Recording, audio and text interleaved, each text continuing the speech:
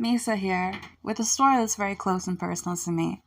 And one of the things I always said to my husband growing up was, not all stories are horrible stories. And it was on one day that he and I had begun running down the beach with several of our children. And when we ran down this beach, there was a very beautiful story out of a cave. And this cave had become a very miraculous place for us. When we brought our kids out there, they were running in the beach, and I remember just screaming the whole time, "Watch your feet for the shells! Don't step your feet on the rocks or the shells!" And we just kept running down the beach having a marvelous time. And they had found handfuls of shells. It was actually a great time. And there was a cave, however, nearby that my husband had grown up drawing in, and we always kept it secret, but we were kind of working up the courage to show it to our kids. Because inside of the cave is drawings that we made when we were little kids of us kissing on the drawings. And so it's a very, very personal story for both of us.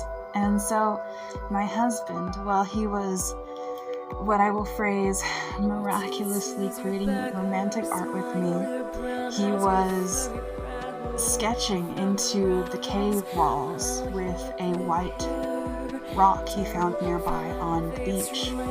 And I was doing the same thing.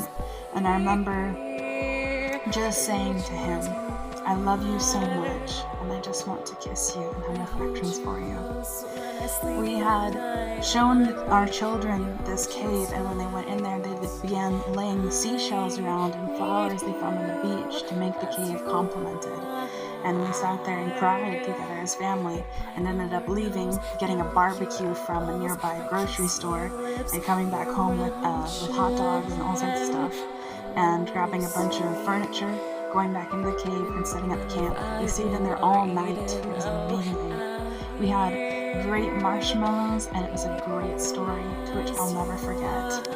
What I find most beautiful about this story as well is that actually me and my husband had talked about it.